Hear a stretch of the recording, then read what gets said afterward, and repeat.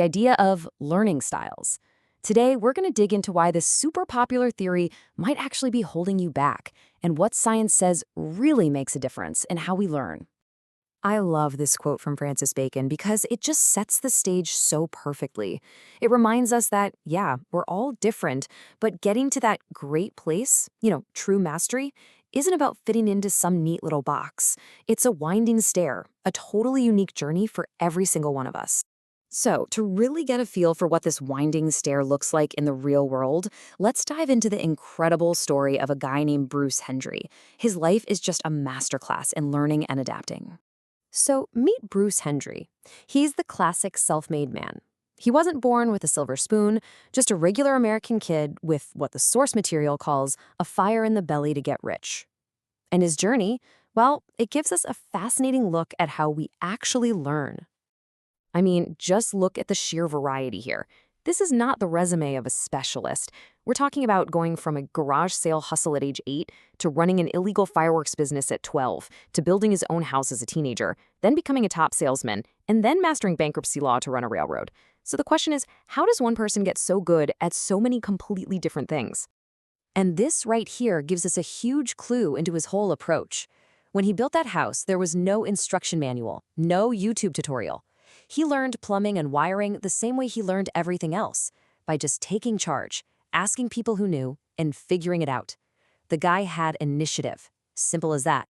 So how did he do it? How did he climb that winding stair so dang effectively?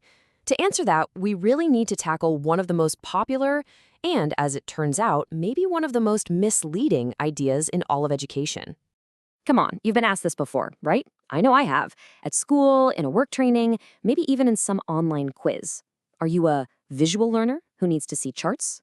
An auditory learner who needs to hear it explained? Or a kinesthetic learner who has to get your hands dirty?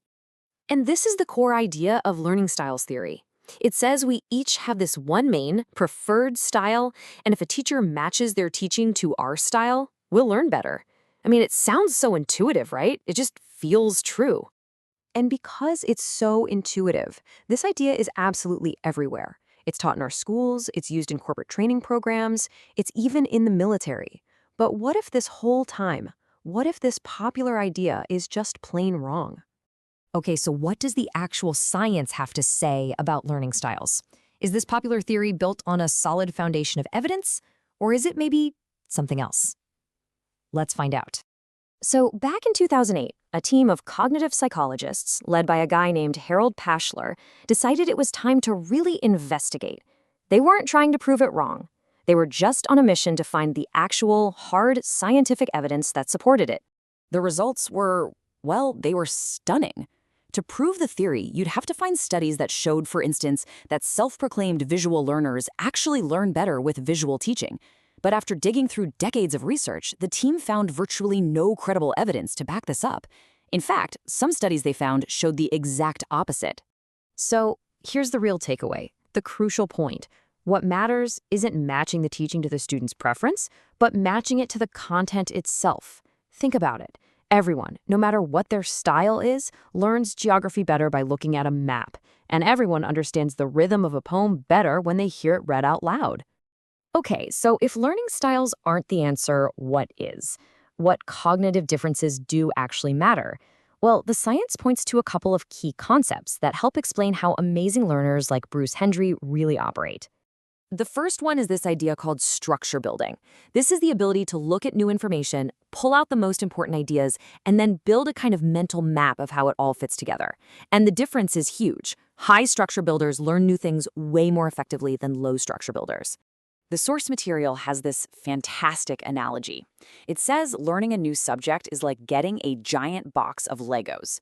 A high structure builder doesn't just start clicking bricks together randomly. No, they lay out the foundation first, the streets, the sidewalks, and then they start organizing the buildings into a coherent town. They build the framework first. And the second key difference is between what are called rule learners and example learners. An example learner focuses on memorizing the answer to one specific problem.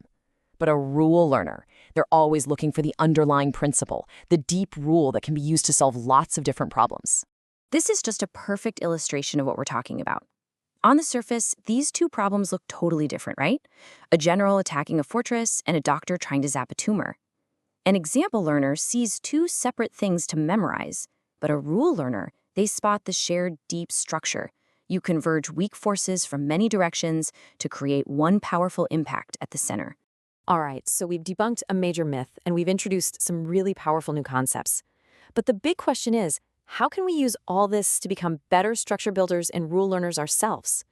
Well, the key isn't to just trade one label for another. It's about adopting a totally different mindset, a mindset of growth.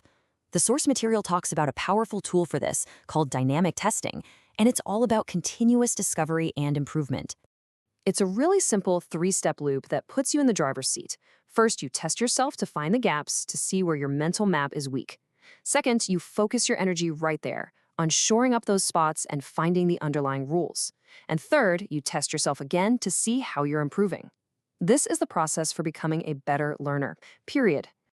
So let's just end with a new question. Instead of asking that passive, kind of limiting question, what's my learning style? What if, from now on, we asked an active, empowering one? What does this challenge require of me, and how can I rise to meet it? Now that is the question that puts you in charge of your